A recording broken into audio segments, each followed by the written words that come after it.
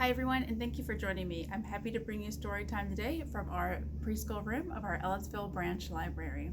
And today I have a really exciting story time for you. I'm going to read not one, not two, but 3 picture books. But before we get to all that fun, we're going to do our hello song. And if you remember, our hello song uses some American Sign Language. It uses the sign for hello, which is just to take your hand and kind of make this little salute outward to say hello. Hello. And it uses the sign for friend. And for that one, we take our 2 pointy fingers and they hug each other. And again, they hug each other. And that's the sign for friend. So we're going to use hello and we're going to use friend. And the song goes like this. Hello, friends. Hello, friends. Hello, friends. It's time to say hello. Hello, I'm so excited, and I have a lot of stories like I mentioned, so I'm going to just jump right in. And the first book I have for you is The Boy with Big, Big Feelings by Britney Winn Lee. Here we go. One really cool thing about this book is that it's got a nice rhyme to it. And rhymes are words that sound similar, right? They have a similar sounding ending. So while I read, see if you can hear those rhymes, okay? There once was a boy with feathery hair and a heart that was bursting with feeling. His emotions seemed bigger than everyone else's, and sometimes they made him go reeling. Did you hear the rhyme there with feeling and reeling? Yeah? All right, let's see if we can hear some more cool rhymes. When playing outside on the yellowest day, a loud truck might rumble on by. And wouldn't you know it, that big heart of his would push feelings right out of his eyes. You see the feelings pushing out of his eyes?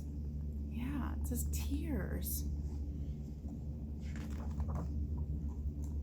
At night, when the shadows would form on the walls and fear would steal all of his rest, those feelings of his made it so hard to breathe as they jumped up and down in his chest.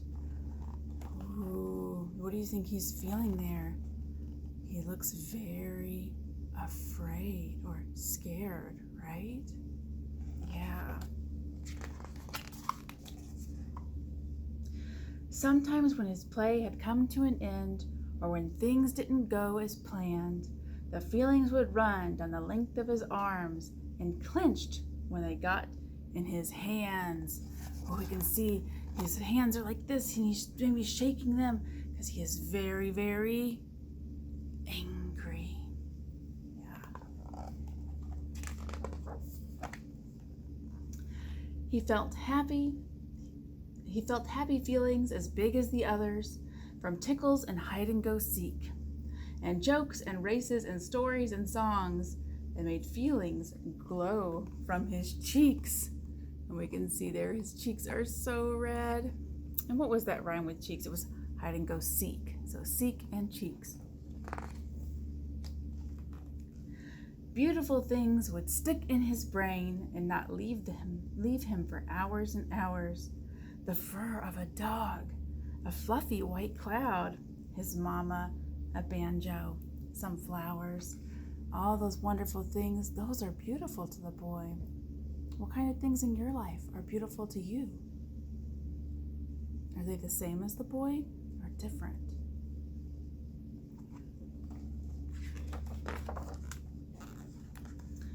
But when someone he loved had a very hard day, he'd feel he'd been over-equipped to feel all their feelings as deeply as they, which would quiver right out of his lip. So he sees this person, maybe it's his mom, maybe it's someone else he loves, is having a really, really bad day. And it's affecting the boy, right? He's a boy feeling the feelings of this person. Yeah. He wondered, why me? Why this big giant heart in a world that's so heavy and kind, where all the feelings under the sun feel as if they were made to be mine? He feels everything so strongly. He feels he has so much on his plate. And he looks very overwhelmed with all of those feelings, right? So the boy tried to stuff all his feelings deep down to control what he thought he should hide, afraid that the others would make fun of him if they saw all he felt inside. So he tried to hide all those feelings, right? Why would he do that? Would they think he was weak, dramatic, afraid? Would they call him a wimp or a baby? If they saw the big thumping heart in his chest, would they not want to play with him maybe? Yeah, so he's very concerned, very worried that those feelings will prevent him from kind of connecting with these other kids, and maybe they would make them not want to play with him and be friends. But while swinging one day, feeling oh so alone, he noticed a girl feeling blue. He marveled, "What's that? Could it be? Yes, indeed." Her emotions were extra big too.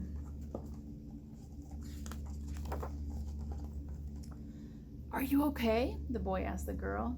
"I'm fine. Just sometimes I get sad." And he said, "You do? Hey, I get sad too. I get scared and silly and mad." The two became pals who shared their big hearts, not feeling they had to pretend when they needed to cry or laugh big and loud, since feelings had helped make them friends. And soon they noticed there were other big hearts in the classroom, the playground, the bus, and they smiled as they learned that it wasn't just them. Big emotions affect all of us. The boy and his friends slowly felt less alone with the feelings that lived deep inside them. Emotions feel big and scary sometimes, but that's no reason to hide them. And there you can see the whole bus full of kids and all their emotions. I think it can be really easy sometimes when we have our emotions to feel like we're the only one feeling that way. But everybody feels emotions, right? We all have those big feelings. We just don't always express it, and it's okay to express it. But I do admit there are some feelings that are harder to deal with than others, right? Those feelings don't feel so good. And I've got a couple other books to help us think about ways we could handle those feelings. The first one's called I'm Worried, and it's by Michael Ian Black. And this one is all about feelings of worry or anxiety, right? Which can be a really icky feeling. But we have some ideas here about how to handle that. So here we go. I'm worried. I'm worried. What are you worried about? The future. Why would you be worried about the future? Because what if something bad happens? Like what? Like anything! Potato is very, very concerned. And look, he's afraid of squirrels and dinosaurs and lightning and aliens with potato recipes and volcanoes and clowns. So many things to be worried about. Please tell me that nothing bad will happen. I wish I could, Potato, but I can't. Why not? Because nobody knows what's going to happen. Now I'm worried. It's okay, you two. Sometimes bad things happen. Like Potato. Remember that time you rolled off the table? I was bruised for weeks. Let's see, the kitty cat knocking him right off. And Flamingo, remember when you got your beak stuck in the peanut butter jar? There he is again.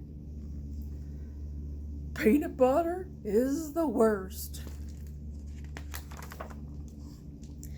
And that time I fell off the monkey bars and I broke my arm. All those things were bad at first. But over time, they turned out okay.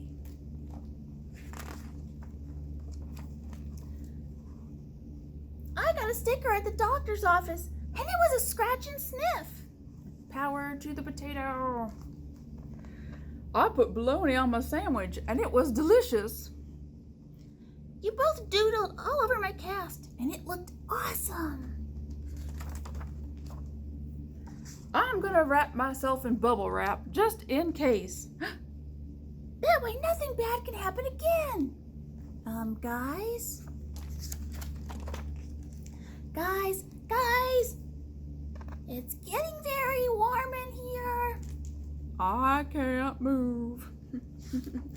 Look how wrapped up they are in the bubble wrap.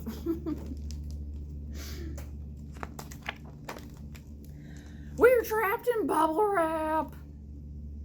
Another bad thing happened! Worrying doesn't help. Since we don't know what's going to happen in the future, maybe we should just enjoy the now. Enjoy the now? I love Potato's expression here. Am I doing it right? Yep. How about now? You got it. He's just enjoying the now. Hey, Flamingo? Yeah? Boo! Potato came with the peanut butter jar. Flamingo's very freaked out. Enjoying the now is way better than worrying about the future. Yeah, but peanut butter is still the worst. So, that is one way we can start thinking about this feeling of worry. How can we deal with that? If we're worried about what might happen, just stop and enjoy the now. So that's one thing we can do. But what if you're not feeling worried? What if you just wake up and you're having a grumpy day?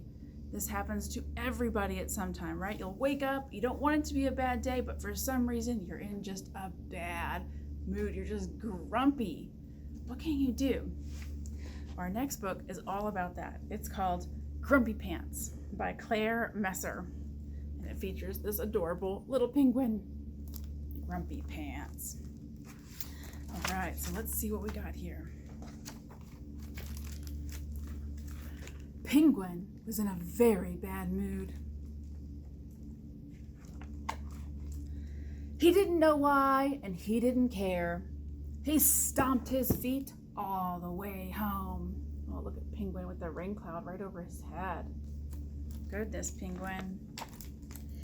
He pulled off his grumpy coat and kicked off his grumpy boots. But he was still grumpy. He tried to shake it off, but he was still grumpy.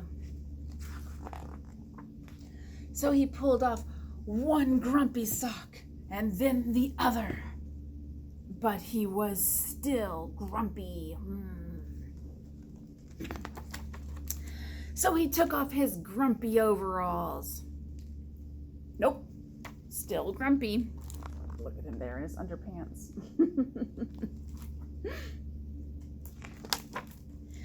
Finally, he took off his grumpy underpants. Oh no. Okay. I'm still grumpy. But now Penguin's naked too. Then Penguin took a deep breath and he counted. 1, 2, 3. Whoosh. Splash into the bathtub. The water was nice and cold. Penguin played with his duck. He hid under the water and made himself a bubble bath. Oh, a bubble beard. Look at that. Put all the bubbles all around his face. Do you ever do fun things like this in the bathtub? It's pretty fun. Little by little, he was starting to feel better. It was time to get out of the bath. I love this picture with this little towel with all the anchors on it. It's so cute. He put on his favorite pajamas and he had a steaming cup of hot chocolate. He read his favorite book. It's called Learn to Fly. He found his favorite teddy bear and he climbed into bed.